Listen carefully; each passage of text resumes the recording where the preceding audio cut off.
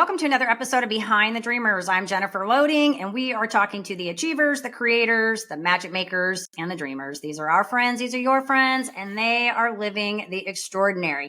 Well, I'm so excited about my guest today. He says with over 25 years of experience, he is an expert at simplifying the complex and putting things into systems. He uses technology to help speakers, coaches, and others, knowledge experts, communicate more effectively. So you guys are going to be in for an awesome treat. I'm excited to chat with him because I've already gotten to chat with him so many times off of this episode that we're doing right here. And he's an amazing person, a lot of talent, a lot of skill. And you guys are going to get to hear some good information today. But before we do that, we do need to do a quick shout out to our sponsor.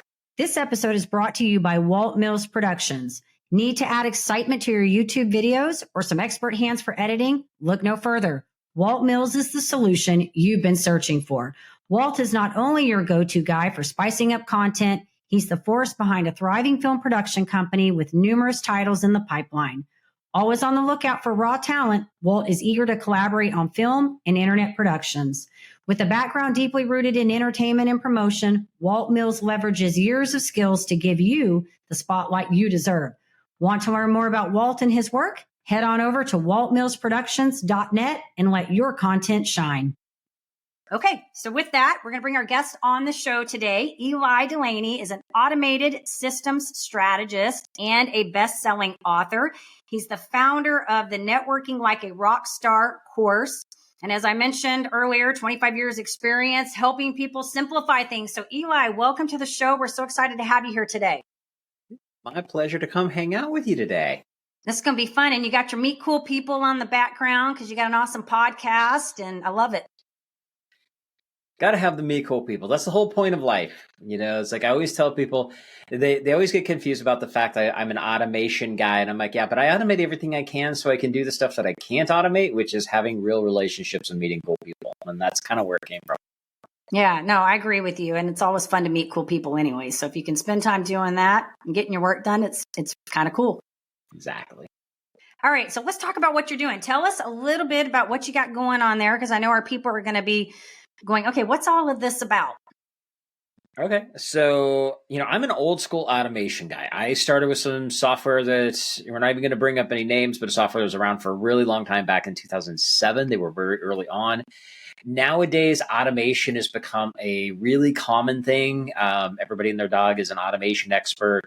But reality is what I do is I help people not just with the technology, but how do you communicate more effectively? How do you build better relationships with the people that you meet, whether that be your prospects, your clients, your vendors, all that kind of stuff, and use those tools without losing the human touch. And that's the magic. That's really the biggest piece with it is how do you use tools and technology and automation and AI and all the different things that are out there. Because I know AI is the big hot button right now. But how do you use those tools without losing the human touch? And how do you still have a real conversation with people while leveraging your time? Because time is the one thing that we can't buy more of. And give us the time to do the real relationship building, the real meeting of the cool people. Yeah. And I think we've kind of have touched upon that. You mentioned that in the very beginning about setting things up so that you can do the cool things that you want to do. Right. And I think that, I think in a time where everything is so busy, and I always say, I feel like we always say times are busy. I think they're just always busy. I think no matter where we are in the cycle of life, we're busy. Right. But I do think that there's some truth in that when we can get systems in place, whether that be in our careers, our personal, whatever that is, we get these systems in place. It gives us a flexibility to do the things that we want to do and also become more effective in the things that we want to do. Right. And there's a couple things. Like one of the things I teach a whole principle, what I call entrepreneur ADD, which is automate, delegate, and delete. So automate what you can, delegate the stuff you can't, and delete the crap you shouldn't be doing anyway. And when you go through that 3-step process, what ends up happening with it is it frees you up to do the things that can't be automated, delegated, which are the relationships. And that relationship could be going to events. One of the things I love to do, I love to go to events as a speaker. I love being a speaker. I love getting on stage, but really The magic happens when I get off stage and have conversations with people. That's my favorite part. Meet Cool People got started literally because I used to, in 2019, I was traveling around the country speaking at different events. And I would literally, it's like, I might be speaking, but after I get off stage, somebody's like, that was great. Thank you so much. Which I always love and always appreciate that. But I'm like, thank you. That was awesome. By the way, I'm going to get some people together for dinner. Why don't you come join us? And we would have 10, 15, 20 people to get together, and we would go to some weird oddball place. I wasn't going to fancy dining. I would go to the hole in the wall that had the best food and the best environment and have the most amazing conversations. And when you can set your business up to do a lot of that stuff, the behind the scenes, the heavy lifting stuff, the stuff you don't really want to do or don't like to do, and to free you up to have those kind of events, that could be a business event or going and spending more time with your family. It doesn't really matter what you do at the time, as long as you're doing something that's of value. And that could be spending time with your family, spending time with relationships, helping your highest level clients in a more intimate way, whatever that is. And whatever that is gets you excited. That's what it's all about. That's what automation is really designed for. And so that's where I like to help people with getting those pieces and those foundations in place. I like the ADD. Say that again. I like that one. That part right there is like sticking in my head. Oh yeah. So I always say we go into automate what you can, delegate what you can't, delete the crap you shouldn't be doing anyway. Yeah. That is entrepreneur ADD. Yeah, I love it. That's what's sticking in my head right now. There's a lot of good takeaways there though, Ely, because I think we get so hung up on busy work, doing tasks, and we think that, because oddly enough, I work with a lot of ADD, ADHD, whatever you want to call these kind of, I work with a lot of them. They somehow gravitate towards me. And one of the things I always talk about, because you hear from them a lot of times, is that they have trouble focusing on what's important. And I think as a whole, as entrepreneurs, a lot of us have trouble focusing on what is important, right? So I think what you're saying is so true there, because we'll get boggled down in things that really don't contribute. There are things that probably need to be done, but they're not really what I like to call income producing activities. They're not things that are going to generate income for us or really put us into our zone where we're doing something that we are really gifted at doing. Like I talk about mine. If I talk about me, like I'm a forward facing person. I love having conversations, communicating. I'm a seller. I'm okay on the front. The behind the scenes stuff, and not that I have a problem being behind. I just don't like the technical things. I don't like all those things. I get bored, and then I end up, what do you call it? Procrastinating, not getting it done. And so I think when you can take this, what you're talking about, automate, delegate, and delete, when you can come from this perspective, you can really start honing in on, okay, maybe this is an area that I'm not really good at. This is a delegation area, or maybe it's something I don't even need in my business. It's not something that is really important to what we're doing here, And so I think that I like I like how you got it into these little 3 letters, and it can stick in somebody's head. Yeah. Well, and here's the thing with that is that, like, I love to automate what I can. Really, it boils down to one thing, and I share this so much, is because we as human beings, we will drop the ball. We will screw something up. That is human nature. We will forget. Fires will happen. Things will get put on the back burner. It doesn't matter what the reason is. It's going to happen. Right. So if we can use the tools and technology that have been given to us to alleviate a lot of that and let the machine just do its job, then that makes it so it's like, okay, the human error has now been removed out of that. And that's why I'm a big advocate for using automation in our businesses as much as possible, except not when it comes to relationships. And that's the key with that, is because you can automate a lot of stuff. Like I have a campaign that runs for 3 years. My running joke is I could go outside and get hit by a bus today and still sell you stuff for 3 more years. And people hear that, they're like, oh, that's intense. And I'm like, yeah, I say it jokingly, and yes, don't worry about me. I look both ways twice before crossing the streets, and I stay away from both buses like the plague. But the idea behind it is, how can you let the machine just run so you can focus on things that are better? It could be your unique ability. What is it that gets you excited? What is it you're really best at? And most importantly, how do you have the real conversations with real people? Because that's the key. That's where relationships grow. If you want to grow your business, it is all about relationships. But you can't be spending the time on the relationships if you're worried about how am I going to post this social media every day, or how am I going to create these graphics on Canva or whatever. It's like, no, you shouldn't be doing that kind of stuff. Right. And that's where the great thing is you can delegate stuff out, which is awesome. But I try to automate first, because if even delegating to another human, it's still another human. They're going to mess things up. And it's not because there's anything wrong with the person. They're human. We make mistakes. Right. So let the robot do its job. And then if the robot can't handle it, then you bring in the human person to do the job.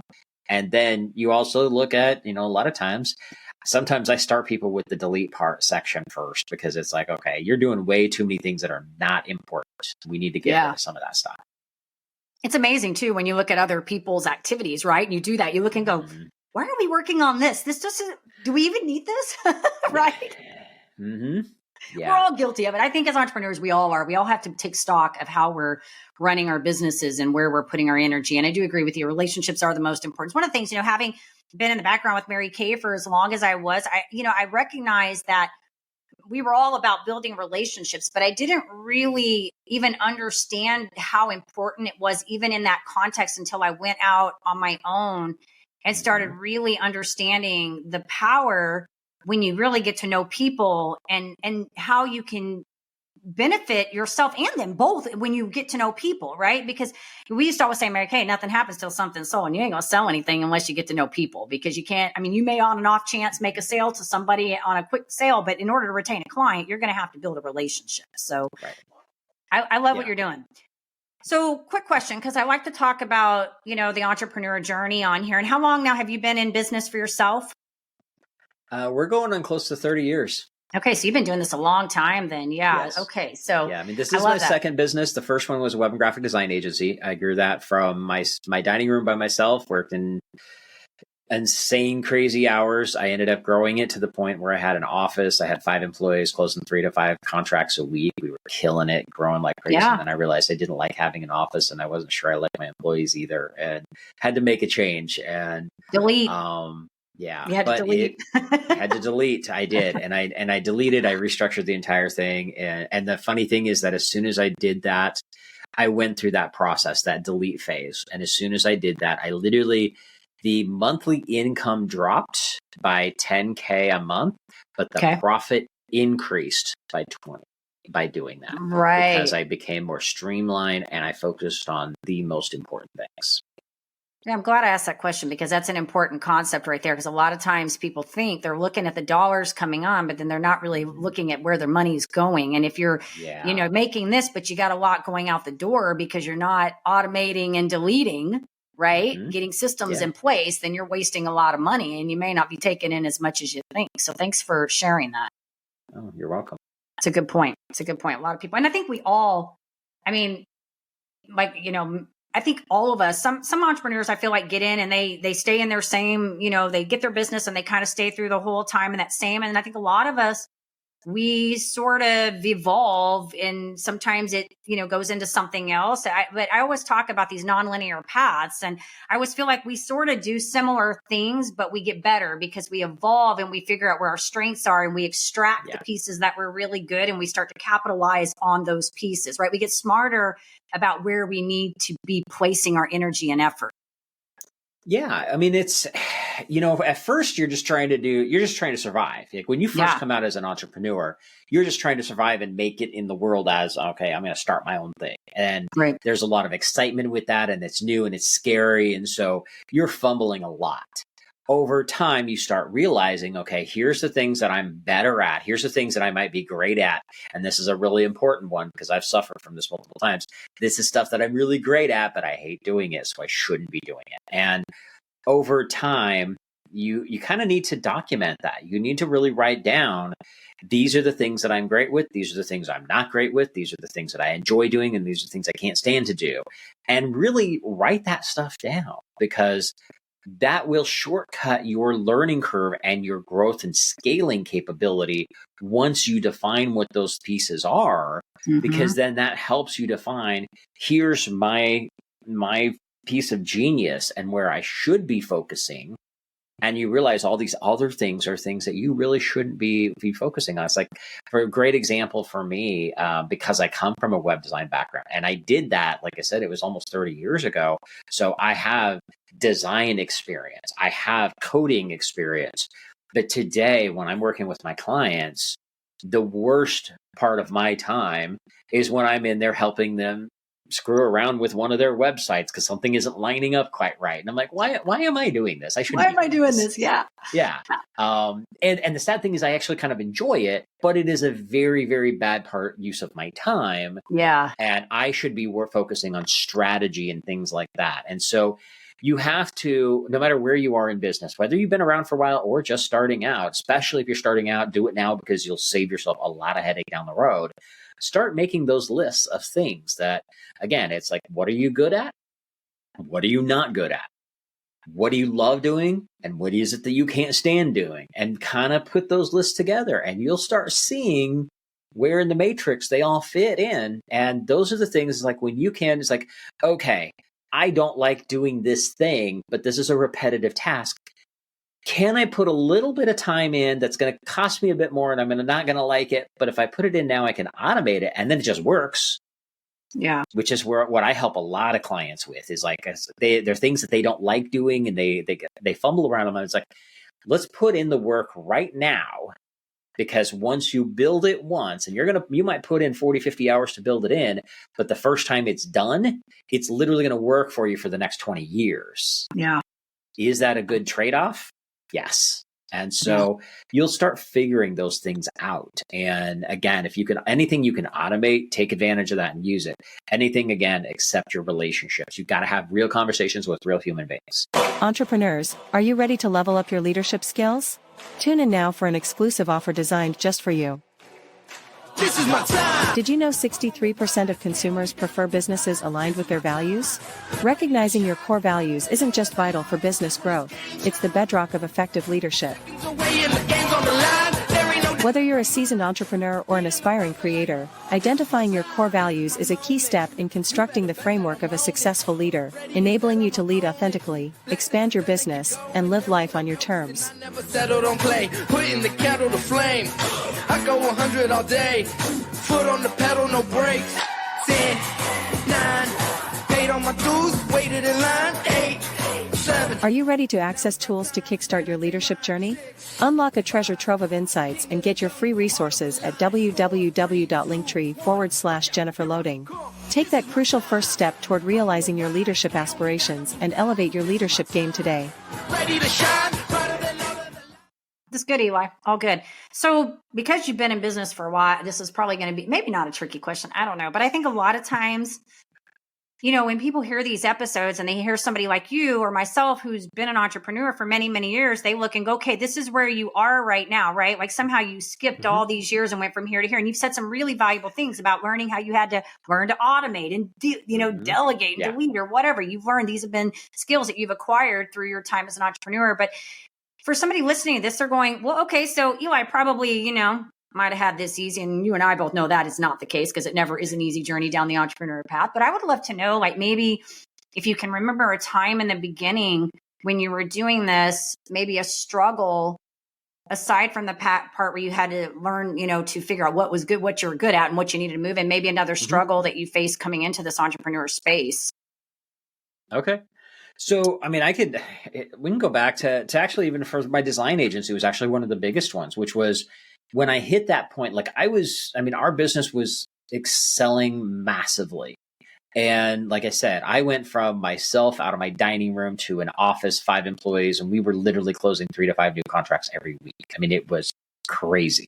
Yeah. But the things that I ran into were, I didn't like having an office. I didn't like having to get up and go to an office every day. But then more importantly, I wasn't happy with the relationship I had with my employees. The staff was just driving me nuts and I was miserable. And I had to go through a come to Jesus moment. It's like, okay, what are we going to do here? And I figured out that it was like, you know what? I just can't deal with this anymore. Because I had one rule with anybody who came working with me, and I still keep this rule. If anybody works with me, it's real simple. If you're not having fun, get the hell out. Done. Yeah. It's like, And I actually had to go to my employees and I'm like, okay, here's the deal. This is what's going on. And I had all kinds of different problems. I had literally, one of them was freelancing and doing other people's websites while I was paying them to work for me, while I was out doing sales. I had another one who was late every day. I mean, it was just a mess. And I finally was like, no, this is not working. And you guys know the rule. What's the rule? And they all repeated it because they knew the rule.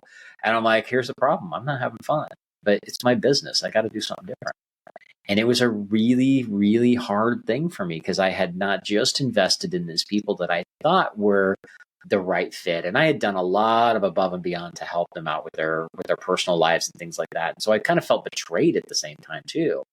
But I had invested so much in the business to be prepared to have all the equipment and the software and everything we needed that it hit me hard. But I was like, you know what? You got to do it. And it was a little bit of a struggle to kind of figure out what was that going to look like. And once I did, it worked very well.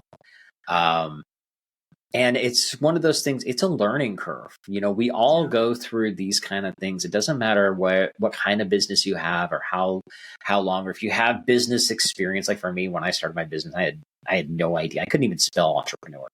You know, I had no clue what it was. I just knew a buzzword. It was this really big, long word that sounded fancy. And what ended up happening with it was that I had multiple jobs that I just was miserable in. And we got to a point where, you know, I had multiple bosses that we both come to a mutual understanding that I was unemployable. And so I ended up going out on my own, and I haven't regretted it one day. There are days where I regret getting up in the morning because it's just real frustrating. But that's part of entrepreneurship. And if you're in this journey and you haven't hit that point yet, know you're going to. The kicker is that worth it for what's on the other side? Because even like I said, almost 30 years later, I have been doing this a long time. I've shifted to a completely separate business. I've completely shifted on how that business looks like. What I do today is very different than it was 10 years ago. But at the end of the day, no matter what, I've been through so many ups and downs, and most people don't even see what the downs look like behind the scenes. But it is so much better because, most importantly, I know I'm making a bigger impact. And to me, if I can take my knowledge and my wisdom and help other entrepreneurs, because that is part of my unique ability, when I do that, it's all worth it at the end. And I know there's going to be more frustrations. There are going to be other days where I want to throw in the towel and go work at McDonald's. It's going to happen, but I won't do it. I'll keep doing it. And at the end, I'll be like, oh, I'm really glad I didn't make that decision because today's a really good day. And that's just how it works. Yeah. And you've said a lot of really good things there. And I think that, you know, going back to your story, and thanks for coming back to that. That was a good, we probably should have picked up there. That good point. It's all good. Yeah. I think that there is, anytime you're making change, and I don't know whether it's, you know, jumping in an entrepreneur space, or if you're going to go make a change in any area of your life, I think it's hard, especially when you get in a comfortable space where you financially, you were comfortable, right? You knew what you were doing there. You had things right, but you were unhappy in the space that you were in, and you recognized that. And I think that's a hard decision sometimes when you're in those comfortable spaces of, do I let that go? And I think that's why you see so many people in the workforce, like they'll be at a job that they've been at for years making good money. And then all of a sudden, you know, later stages of life, they decide, you know what, my priorities, this is not in alignment with my core values, and I don't know if they want to use the word core values. They'll just realize it's not in alignment with their priorities. They're miserable, right? Like they just know, I'm just not happy where I'm at. You and I know better. We know that it's because it's probably not lining up with how they see their life, right? And so they walk away and they take a job where they make less money, but they're happier. And I think it all comes down to, when you look at this, it's really about take what you say and what we're saying here about everything, learning to work within your gifts, finding where you're happy in alignment with your core values, and building on relationships. If we had to sum up all of these points that we're talking about in this particular episode, I really think that's the key to being happy in entrepreneurship. It's finding what you're good at, right? Delegating, automating, working in your zone, building your relationships, and making sure that all of this is in alignment with your values. And You got a perfect combination. Yeah. And know that things will change. You may get to a point, you might be happy as a clam today and just rocking it. And then next year, it could be 3 months from now, all of a sudden it's just like, you know what, this isn't serving me anymore. And you may not even know why. And I tend to be really slow to make that change when I do, because I'm a lot more stubborn and I don't like to give it up. Sure. Even more recently, I've changed a bunch of stuff in my own business that it's taken me like a year and a half to finally go, okay, fine, we're going to do Let it go. Let it go. Move on.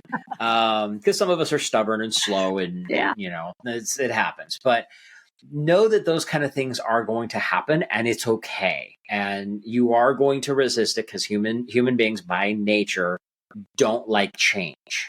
Right. We want to stick with what's comfortable. That's why so many people stay in the same job for years that are miserable, is because that's a safety zone. That's where they're comfortable, even though they're comfortable being uncomfortable because they hate it. They don't like it, but they're comfortable being there. And it's the pain is not as much as the pleasure to move in their eyes. And so if you decide to jump into the entrepreneur world, that's where it's like, all right, we're changing this. And you brought up something earlier. You talked about working with a lot of people that are ADD or ADHD. Reality is that most of us entrepreneurs are.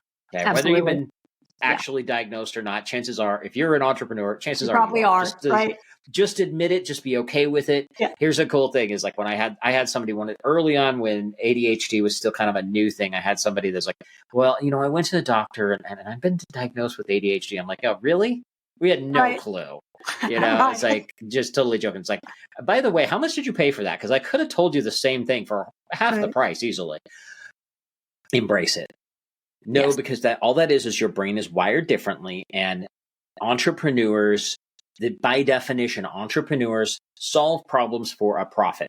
Your brain is wired to look for a problem that you can fix. Right. And that's why focus is so difficult, because your brain is looking for that. The problem is that once you get the idea of how to fix it, your brain is done. You're moving on to the next thing when it might not have actually been fixed yet. You know how to fix it, but you don't want to do the work. You want somebody else to do that. That's where delegation comes in, right? Good. And always know that. And know that if you are into this entrepreneur world, chances are, you will probably have a bit of ADHD in you, and that's okay. Embrace it. Have fun with it. And going back to relationships, anywhere you want to go, the people that you meet are going to get you there. You've got to build the relationships. That is the one key that you cannot skip that step. That's good, Eli. All good stuff. All right. So I want to ask you kind of a fun question. You're going to laugh at this one. If you had to sum Eli up in one word, what would that look like? Oh, walking contradiction. I like it. It was a couple words, but I like it. I have never heard that one before. That's good. You should. You're like living in a paradox, right? Mm-hmm. Yeah. And I can even, if we got a second, I can explain it. My daughter actually called me that one time because people drive me nuts.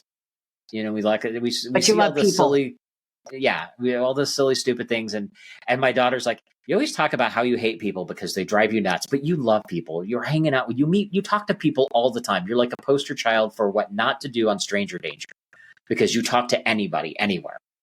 And I was like, oh yeah. And it's true. I'm a walking contradiction because people drive me nuts because they do silly, weird things that I just don't contemplate. I don't understand. But at the same time, hearing people's stories of why they do what they do and how the journey that they've been on has been just so fascinating. And so that's why I'm a walking contradiction. I like it. Well, if you understand the whole, I would bring this little plug in because I've talked about this before about the five dysfunctions, the levels of adult stages of development. They talk about on the higher levels living sort of in a paradox where like you can change your mind about things. You don't have to be set in stone about everything. That's when you mentioned about stubbornness. It's okay to be stubborn. Sometimes I think you've got to be stubborn as an entrepreneur. I think you need to be stubborn really in a lot of things if you want to excel. But I think sometimes you got to learn to let things go and change your mind, right? And so I think you can be a walking contradiction. I think you can say one thing and do another as long as you're not hurting anybody in the process, right? Because we humans are complex. And I sometimes say that same thing about people too, because as much as I love people, sometimes they drive me crazy too, the quirky things they do and the decisions that they make and why they do the same things over and over and expect different results. And like, when I talk to people, when I'm working with them, it's like the same patterns of behavior, will come up. And one of my mentors used to say, that which is most personal, I forgot what the last part, but basically what he was saying is that what we think is most personal. That which is most personal is universal. We always think our things are personal, but the morals are universal, right? Like everybody's got really the same theme. They just go about doing it and they think it's personal, they do it differently and it looks personal. So you watch people and they're complex and they do quirky things. But we know that this is how we thrive. Humans are meant to have relationships and connections. And whether you want to isolate that and say that's only about business, it's not. It's outside of that too. So I think it's okay to be a walking contradiction. That's my point. I like it. It's all good. I'll own that one. All right, Eli, why don't you put a plug in real quick for your podcast and tell us where we can find you, website, all those good things. Yeah, so the podcast is the Meet Cool People podcast, and it really is exactly that. I had the honor of getting to meet some really amazing people, as a speaker when I was traveling all over the country, to the point of people that I meet in the virtual world now, networking in person. That's how you and I met, was through somebody else that I'm in another group with. I get to meet some really amazing people, and the podcast is my way to be able to share them with other people, because it's like, okay, you're cool, you got some good stuff, I want other people to meet you. And so that's what I do with the podcast. And the easiest way for people to get a hold of me, it's real simple. Go to connectwithely.com. Ely is ELY, not ELI. If you go to ELI, it's going to be some dude, and I think it's a commercial real estate dude in the middle of South Dakota or something like that. Not who we're talking to today. Yeah. So connectwithely.com. You can find a link to the podcast, my website, all my social media. If you thought this was a fun conversation, like I said, I love meeting cool people. You can even book on my calendar right there. We'll have a good chat. It doesn't matter. It's all about having fun, meeting cool people. So that's the best way. Connectwithely.com. All the places you need to do are right there. I do ask one thing though. If you're going to reach out to me, I totally encourage it, no matter how you do it.